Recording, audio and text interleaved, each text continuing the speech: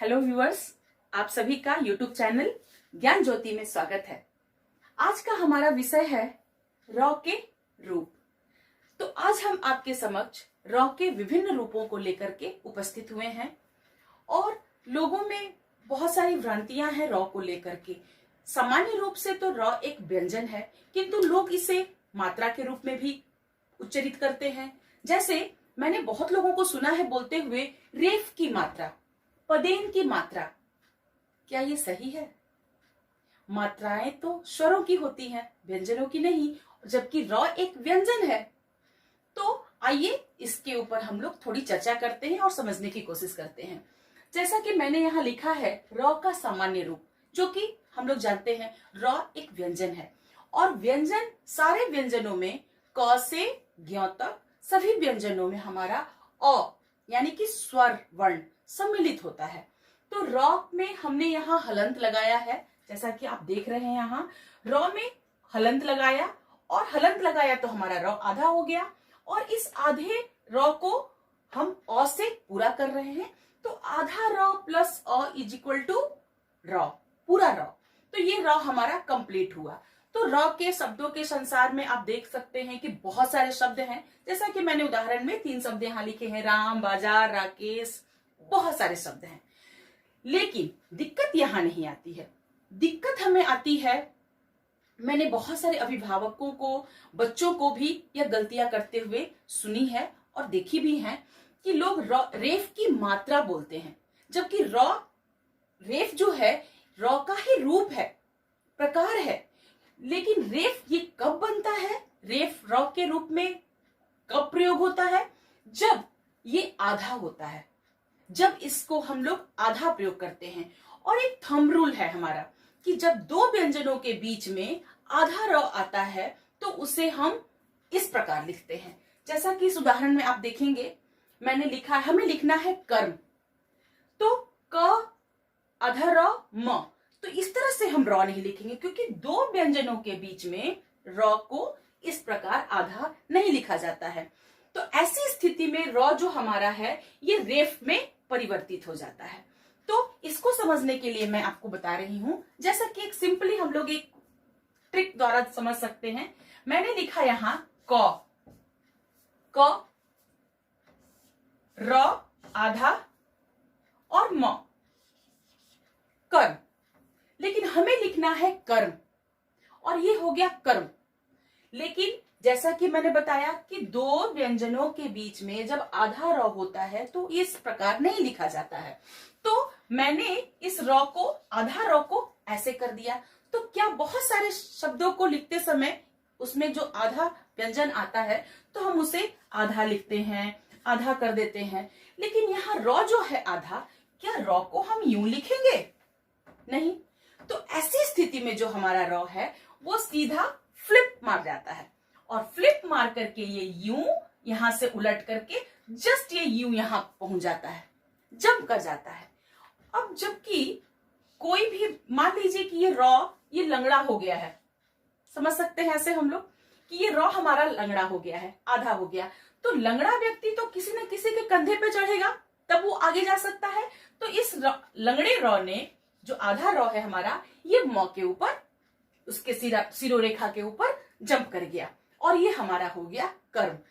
एक बात और यहाँ आती है, हम लोगों को देखना है कि बच्चे ऐसी गलतियां करते हैं, कभी कभी वो जानते हैं कि कर्म में रेफ लगेगा, रेफ का चिन्ह लगेगा, किंतु वो कर्म में यहां ना रेफ दे करके म के ऊपर ना दे के क के ऊपर दे देते हैं।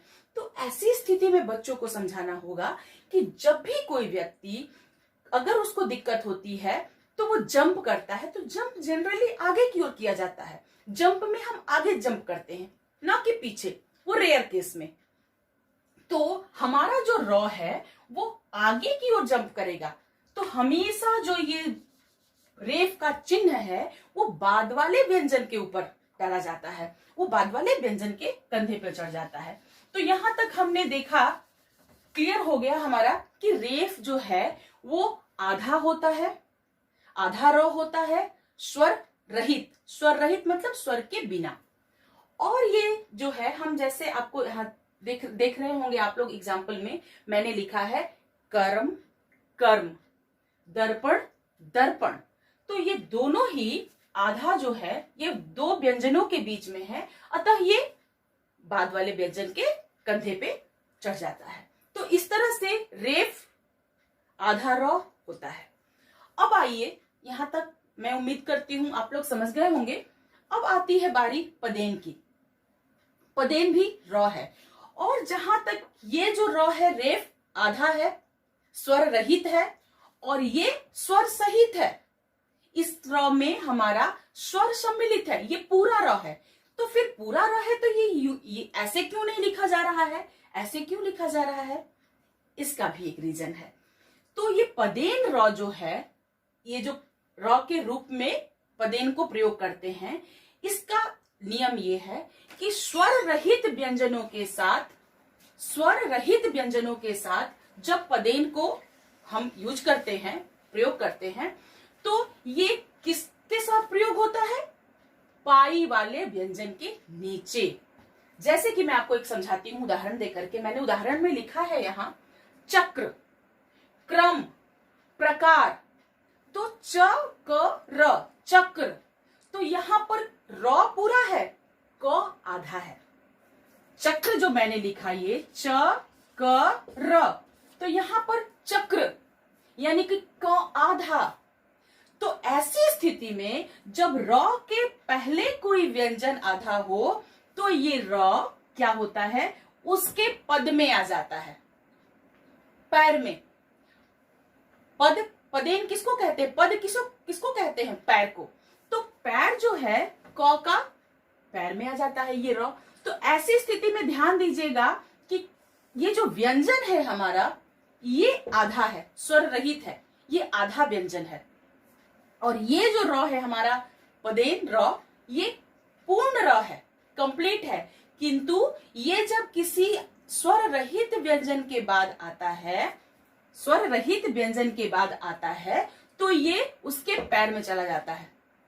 और दो, जैसे कि हमने इसमें देखा कि दो व्यंजनों के बीच में अगर रॉ आधा आता है तो ये कंधे पे चल जाता है। और ये जब रॉ पूरा अगर है और व्यंजन उसके पहले जो आधा है तो वो उसके पैर में चला जाता है। ये नियम है। तो हमारा ये जो रॉ है ये पूरा है, और रॉ पूरा है, व्यंजन आधा है। स्वर रहित व्यंजनों के साथ लगता है ये पदेन, पहला नियम। दूसरा, पाई वाले व्यंजनों के नीचे प्रयोग होता है। पाई वाले व्यंजन कौन कौन से होते हैं आप लोग जानते हैं?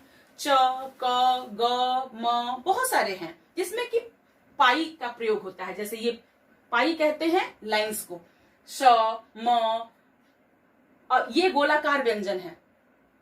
जैसे कि ट, ट वर्ग जो है पूरा गोलाकार व्यंजन है। प तो पाई है क्योंकि इसमें खड़ी पाई है ना। तो इस तरह से ये पाई वाले व्यंजनों के पद में, पैर में लगता है ये र। और सेम ये र और ये र एक ही है, किंतु इसका विशेष स्थान पर जो ये उल्टा भी हम देख रहे हैं, इसका प्रयोग होता है गोलाकार व्यंजनों के साथ। जैसा कि मैंने यहाँ एरो दे के उदाहरण दिया है, ट्रक, ट, ठ, ड, ढ, ण, ये गोलाकार व्यंजन है। अर्थात जो टवर्ग होता है, आप जानते हैं कवर्ग, चवर्ग, तवर्ग, टवर्ग, सारे वर्ग को। तो ट वर्ग ही एक ऐसा वर्ग है जिसमें जितने भी वर्ण आते हैं वो गोलाकार वर्ण कहलाते हैं, और उसके साथ ये हमारा उल्टा भी वाला पदेन र का प्रयोग होता है। तो ट्रक, ड्रामा, राष्ट्र, ये सारे शब्द जो मैंने लिखे हैं पदेन के साथ लिखे हैं, पदेन चिन्ह के साथ। तो यहाँ पर हमने देखा र के विभिन्न प्रयोग, और र की मात्रा नहीं, ये र के रूप हैं। और ये विशेष स्थिति में इनका प्रयोग कैसे, कहाँ होता है, ये हम लोग जान गए इस वीडियो में। तो सामान्य र, रेफ के रूप में र, और पदेन के रूप में र।